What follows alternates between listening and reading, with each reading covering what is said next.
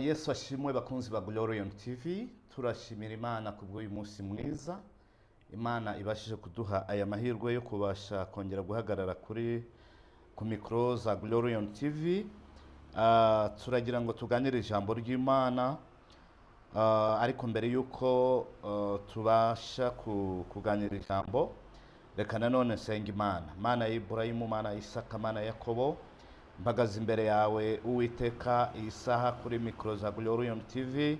Mwami, nje guhimbaza izina ryawe, nshimira uyu mwanya mwiza umpaye wo kubasha Mwami mwiza kuvugira ijambo ryawe. Iri jambo ryawe rinduta ubukuru, iri jambo ryawe rinduta imbaraga, ariko Nyiringabo Imana wera wa Isirayeli, ndagushimiye uko ubashije kunyemerera ukampaye amahirwe. Rero Mwami mwiza, iri jambo ngiye kugaburira bene data bazarikurikira, nyemerera Mwami mwiza izaba impamba yo kubambutsa mu bihe bazanyuramo byose, ribihumure mu mitima yabo, buri muntu wese nasobanukirwe umugambi wawe muri iri jambo, kuko uri Imana ishobora byose kandi ukaba uri Imana ikiranuka. Ndagushimiye rero, reka iri jambo Mwami uriherekeje ibimenyetso n'imbaraga mu izina ry'Umwami wacu Yesu Kristo, amen. Bakunzi ba Glorion TV, uyu mwanya tugiye kuganira ijambo rifite umutwe cyangwa intego yaryo iravuga ngo Imana iguheshe umuhesha w'ibyawe. Imana iguhe umuhesha w'ibyawe. Tugiye gusoma mu Bami ba kabiri ibice 8, tangire ku murongo wa mbere tugeze ku murongo wa 6. Turasomye mu izina ry'Umwami wacu Yesu Kristo. Kandi Elisa yari yarabwiye wa mugore yazuriraga umwana ati, haguruka n'abo mu nzu yawe ugende usuhukire aho uzashobora hose, kuko Uwiteka ategetse ko inzara itera ikazamara imyaka 7 mu gihugu. Nuko umugore arahaguruka abigenza atyo, akurikije ijambo ry'uwo muntu w'Imana, ajyana n'abo mu nzu ye asuhukira mu gihugu cy'Abafilisitiya, amarayo imyaka 7. Iyo myaka 7 ishize, uwo mugore arasuhukuruka ava mu gihugu cy'Abafilisitiya, araza atakambira umwami kubw'urugo rwe n'igikingi cye. Muri uwo mwanya umwami yavuganaga na Gehazi, umugaragu w'uwo muntu w'Imana, aramubwira ati, ndakwinginze untekerereze ibikomeye Elisa yakoraga byose. Nuko agitekerereza umwami uko yazuye uwapfuye, uwo mwanya wa mugore yazuraga umwana abaraje atakambira umwami kubw'urugo rwe n'igikingi cye. Gehazi aherako aravuga ati, nyagasani mwami, nguyu wa mugore n'umwana we Elisa yazuye. Umwami abibaza uwo mugore arabimubwira. Umwami aherako amuha umutwareho umuhesha, aravuga ati, umugarurire ibihe byose n'ibyo basaruye mu mirima ye byose, uhereye ku munsi yahaviriye ukageza ubu. Izina ry'Imana rihabwa icyubahiro. Bene data, nk'uko navuze ko uyu munsi Imana iguhe umuntu wo kuguhesha ibyawe.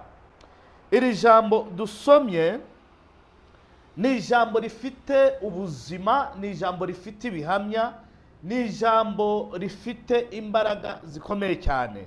Ni ijambo ryabayeho, kandi uwo munsi kugira ngo ijambo rikugireho ingaruka, kugira ngo ijambo ry'Imana urisome rikugireho ububasha, ni igihe iryo jambo uzarikura muri kontekste ryandikiwemo, ukarizana mu buzima urimo, ukarizana muri situwasiyo uhagazemo ako kanya.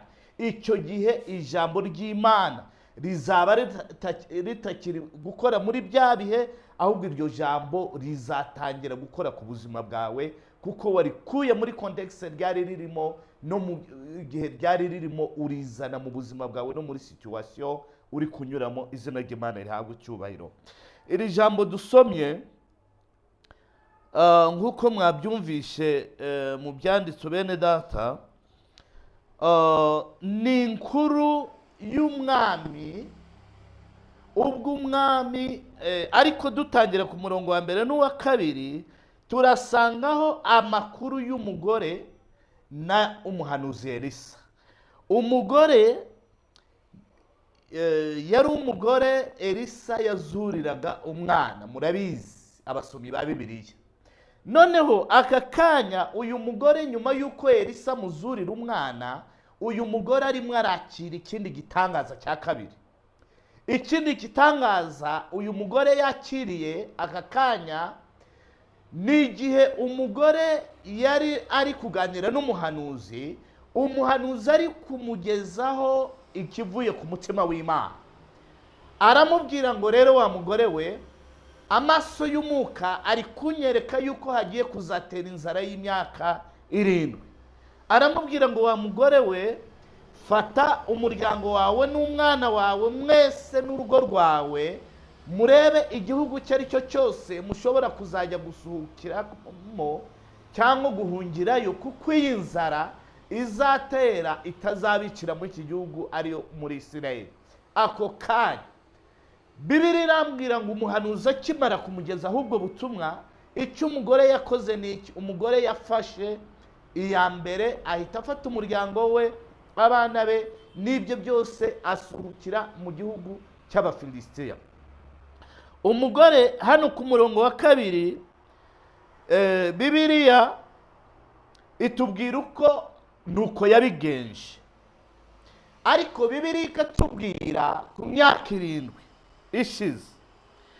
Imyaka 7 ishize Bibiliya iratubwira ngo umugore aho yari yarasuhukiye, kuko yari yahawe kumarayo imyaka 7, aragaruka. Akigaruka agaruka asanga umwami ari kuvugana n'umukozi wa umuhanuzi Elisa ari we Gehazi.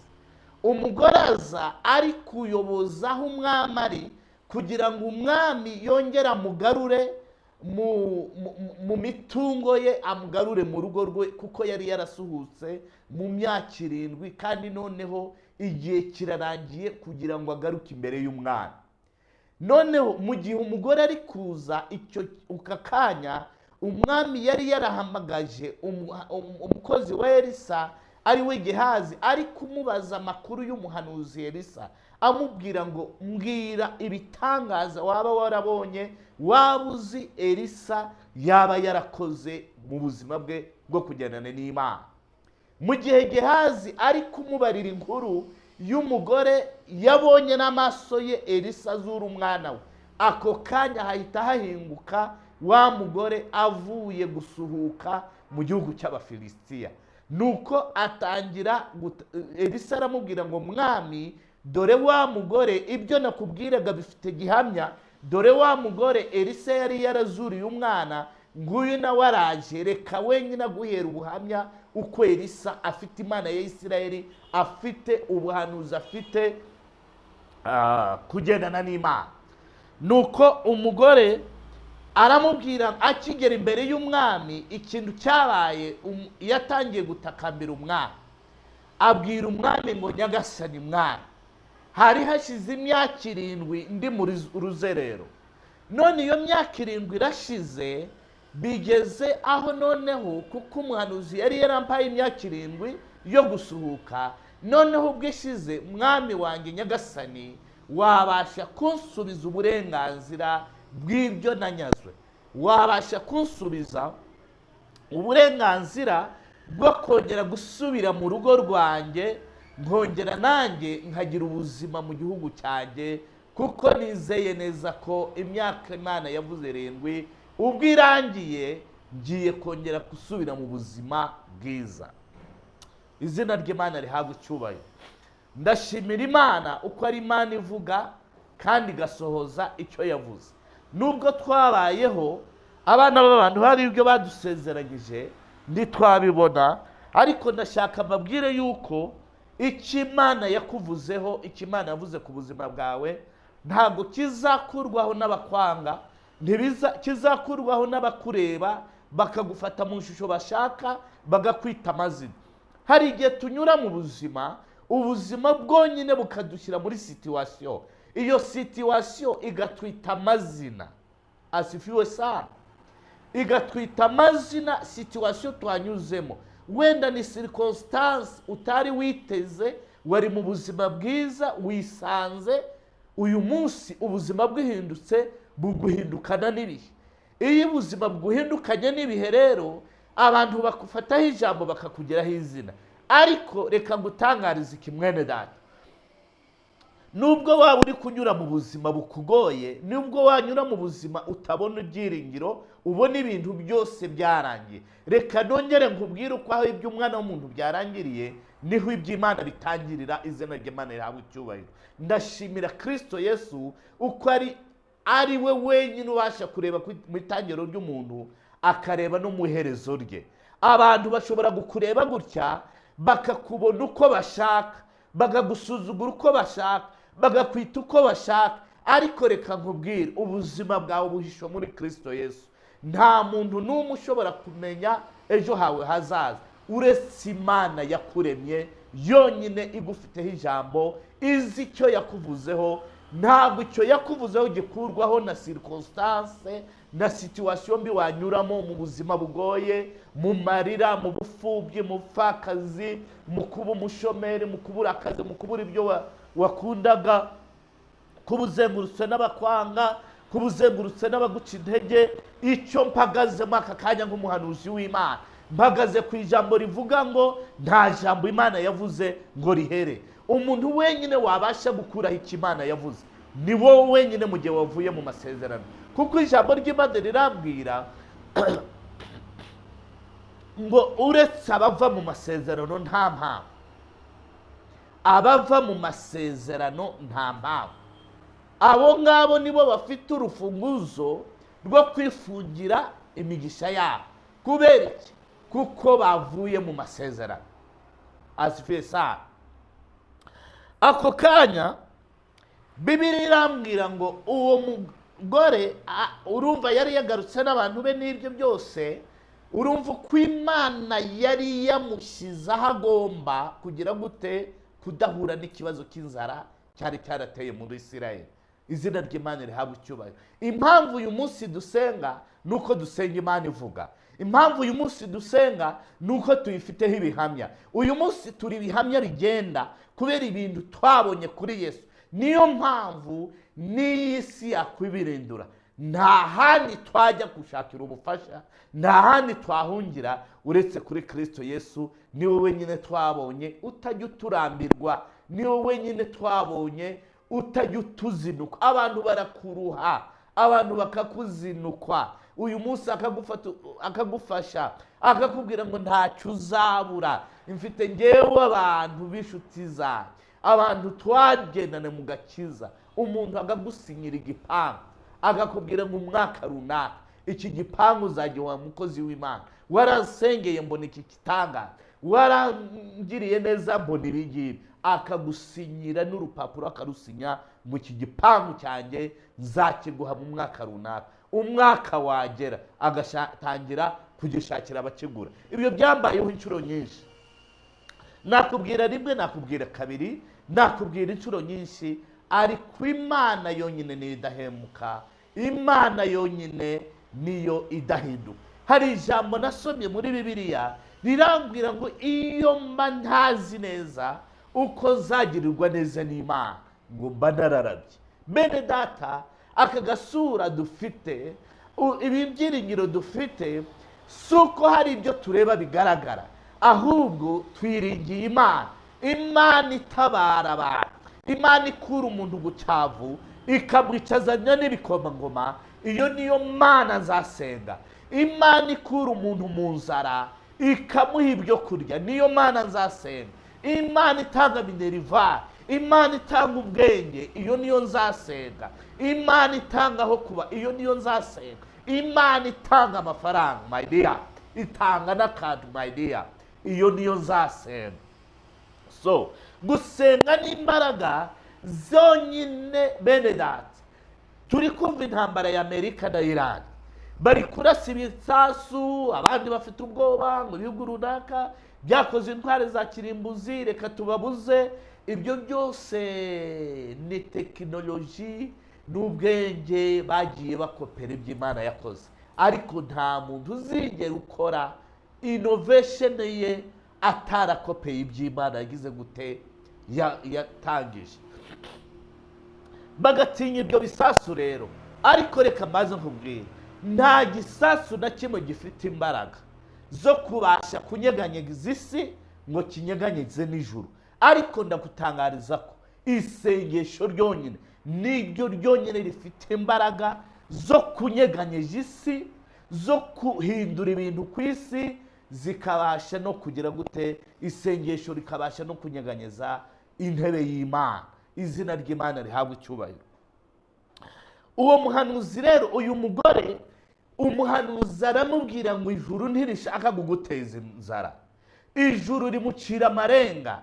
Yongere yakira nzayimana, akira ubuhanuzi bw'Imana, agenda ajya gusuhuka mu gihugu cy'Abafilisitiya. Muri make mu kindi kinyarwanda, ahunga inzara mu gihugu cy'Abafilisitiya. Ariko ngo igihe kigeze Imana yarimubwiye, aragaruka aza gutakambira Imana. Bene data, sinzi ahantu waba uri, ariko ubwisho bwacu ni muri Kristo. Uyu munsi izere, ongera. Wagerageje byinshi mu buzima bwawe, byinshi birafeilinga. Wagiye kubona abantu bari bafite ububasha, byinshi birafeilinga. Try today Jesus. Try to believe Jesus Christ today. Your life will no longer be the same. Your life will change immediately. Jesus is a love. Jesus is a helper. Jesus is all in all. What you need, what you prefer, everything you need, you have to get it in Jesus Christ. Today it is your task to try again. Try this way. He's the way, life, the way, and the life. Hallelujah. Hallelujah. Jesus Christ is powerful. Is the only one who has mercy to you. Niwe wenyine, Yesu Kristo ni imbaraga, niwe wenyine ufite ububasha bwo kukugirira imbabazi, akabasha guhindura ibyanze guhinduka ku buzima bwawe, ibyo abana b'abantu banze guhindura, ibyo bo batekerereje bagakumvira ubusa. Umwami Yesu uyu munsi yiteguye kuguhesha, kuguhuza n'umuntu uri buguheshe amahirwe watakaje. Sinzi mwene data, ushobora kuba warahunze, uhunzwe ibibazo, uhunga ubuzima nk'uko uyu mugore yahunze. Wenda wahunze mu maso y'Imana, wenda wakoze ibyaha, ubona birakurangiranye, ubona ntaho wahingukira mu maso y'Imana. Ariko uyu munsi ndagutangariza inkuru ikubwira ngo Yesu aracyateze amaboko kugira ngo akwakire. Hari ijambo nasome muri Matayo hari rivuga ko umwana w'ikirari 15, umwana w'ikirari yaragiye ajya mu mahanga, agenda ajya kuyaya ibyo umuryango we, ariko agezeyo biramushirana, ajya muri ambiance biramushirana, aza kwibuka arisubiraho. Burya bene data, tujye tugeraho twisubiramo, tujye tugeraho mu buzima, twicare twitekerezeho, utekereze urugendo rwawe n'Imana, utekereze uburyo uri kugendana n'Imana, utekereze iby'Imana yakubwiye, utekereze impfu nyinshi Imana yagukijije, izo watambutse, aho abandi baguye warahatambutse, ibyicaga abandi byarakuretse, ntabwo ari imbaraga zawe. Ni ikimenyetso cyo gukwereka uko Yesu aracyagufitiye urukundo kandi aragutegereje ngo uyu munsi umwakire, kumubera ibyiringiro, ubuzima bwawe buhishwe muri Kristo. Genda ibyawe byose bijye bimenywa na Kristo mu sengesho, witondera amategeko y'Imana, wirinda kujya kure y'Imana. Uyu munsi nkuzaniye inkuru nkubwira ngo nugarukira Yesu nawe yiteguye kukugarukira. Nugarukira Imana aho wari warahungiye, mwene data, uyu munsi Kristo aguhuze n'umuhesha w'ibyawe, umuntu uri bugukwijize mu mugisha wawe, umuntu uri bukugarurire ibihe byiza, umuntu uri buguheshe ibyo watakaje mu buzima bwawe. dutakaza byinshi mu buzima kubera kurangara, dutakaza byinshi mu buzima kubera kwiringira abantu, dutakaza byinshi mu buzima kubera ibyawe wabibwiye abantu barakumvira ubusa. Wenda hari ibyo wayaye utazi, ariko bene data, uyu munsi haracyari ibyiringiro yuko igiti cyatemwa cyangwa kongera kigashibuka kandi kikongera kikagira amashami n'ibitontome. Ndabizi neza bene data, ibyo twiringiye amashuri, twiringira imiryango, twiringira abantu tuziranye nabo, ariko bene data, ibyiringiro byonyine bitakoze isoni ni Kristo umwana w'intama w'Imana, uyu twahawe nk'ubuzima, ukuri n'inzira. Haleluya! N'inzira, ukuri n'ubuzima. Jésus, lui seul, il est le chemin, la vie et la vérité. Il est le seul qui a l'amour.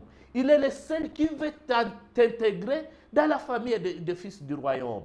Mon ami, ma fille, ma sœur, mon frère, aujourd'hui, il y a une bonne nouvelle pour toi. Jésus t'aime. Il tend les mains pour te recevoir, pour t'accueillir. Est-ce que tu as un jour reçu Jésus comme roi et sauveur de ta vie? Aujourd'hui, c'est ton tour. Crois en Jésus, il fera tout pour toi. Il a l'amour, une abondance d'amour pour toi. Il a la miséricorde pour toi. Il va te guérir certainement. Il va te secourir. Il te fera le chemin. Il va traverser le chemin pour toi. Que l'Éternel Dieu te fortifie aujourd'hui. Que l'Éternel Dieu puisse faire une chose, une nouvelle page pour toi. Qu'il inscrive une nouvelle page pour ta vie. Que le nom de Dieu soit loué et glorifié. Ndashaka ngubwire mwene data, nta buzima wanyuramo Imana itagukuramo, nta kure wagera ufuye Imana itagukura. Tumvisha amakuru y'umuhanuzi w'Imana wazuye umwana w'umugore. Uyu mugore atakambira umwana. Nawe uyu munsi ndagusabye, icyo kibazo ufite kikuzengereje, genda upfukama ahantu hihereye, ubwire Imana ngo nje kugutakambira kubw'ikibazo cyanjye. Uyu mugore aragenda atakambira umwami, amubwira ngo umwami, nari narahunze, nagiye kure y'ubwami, nagiye kure y'igihugu cyanjye kubera ubwoba bw'inzara, none ndagarutse mwami. Umwami ngo amugirire impuhwe, amutegurira umuntu, ashyiraho umugaba ugomba kujya kumuhesha ibye. Aramubwira ngo genda umujyane mu rugo rwe. Ibyo basaruye imyaka 7 adahari, ibyo bamwambuye byo mu rugo rwe byose, genda ubimuheshe, ubimushakire. Byashoboka uko amazu bari barayasenye, byashoboka uko nta kintu yasanze, ariko kubw'ijambo ry'umwami yamuteguriye umuhesha wo kumuhesha ibye. Izina ry'Imana rihabwa icyubahiro. Sinzi icyakujyanye mu mahanga, sinzi icyakujyanye kure y'Imana, ariko uyu munsi umwami Yesu agufitiye imbabazi, agufitiye ijambo. Imana igufitiye uburyo bushyashya. Imana igiye kukugarurira ibyo wanyazwe byinshi, wanyazwe amahirwe, wanyazwe amafaranga. Hari n'igihe wagiye kure y'Imana kubera gutinya ubuzima. Hari abagiye gukora ibyaha kuko babonaga ubuzima bwarangiye, ariko muri data, ongera ugaruke mu isezerano, garuka wizere umwami Imana, nawe agufitiye imbabazi. Ndabashimiye bene data, iki cyigisho cyarangiye, umugore yongere kwisanga imbere y'umwami, yaboneyeho amahirwe imbere y'umwami, aboneye hiryo n'inyongezo z'ibyata ziri hejuru y'ibyo yaratunze, nazo yarazibonye. Rero bene data, umwami Imana afite impuhwe. Amahirwe yawe aracyahari, nubwo ariyo waretakaje, ariko hari iyindi paje nshyashya Imana igufitiye. Wari uri mu buzima bwijimye, ubuzima bwo kubona nta kigenda, waracuruje, washatse akazi, waragerageje, mu rubyaro ntibigenda, umugabo n'umugore ntago bigenda. Uyu munsi ongera byose ubitereke mu biganza by'Imana, nk'uko uyu mugore yagiye kubitereka mu biganza by'umwami, umwami agategeka. Uyu munsi Kristo ategeke, uyu munsi umwami ategeke ku buzima bwawe. Ndagushimiye mwene data, reka mbanze nkubaze iki kintu, wanyemerera ugasubira muri iri jambo niba utarakira umwami Yesu kubera umukiza n'umucunguzi n'umwami w'ubugingo bwawe? Vuga ngo mwami Yesu, maze kumva ijambo ryawe, usubire muri aya magambo, maze kumva ijambo ryawe nsinzwe n'urubanza, nagiye kure yawe, uyu munsi nongeye ndagarutse, ungirire ibambe, ungirire imbabazi, umbere umwami n'umucunguzi w'ubugingo bwanjye. Uyu munsi mfashe icyerekezo, mfata icyemezo cyo kugendana nawe no gukora iby'ubushake bwawe. Imana iguha umugisha mwene data, nubikora ukabyizera ijuru baravuza impundu. Ndagushimiye mwene data kuba wankurikiye. Numara kwakirira ijambo urifate, urisharinge, ukore subscribe kugira ngo ibiganiro byose bizanyura hano bizajya bikubera umugisha, kandi nta kindi bene data kibohora uretse ijambo ry'Imana. Wifashe umwana mu mafilme, wifashe umwanya mu bintu bitagira umumaro, ibyo ntaho bizakugeza. Ariko nusoma ijambo ry'Imana ukajya ukunda gukurikira Glorion TV n'izindi TV zose z'ijambo ry'Imana, uzajya ubona kubohoka no kugubwa neza mu bugingo. Imana ibahe umugisha. Shalom shalom.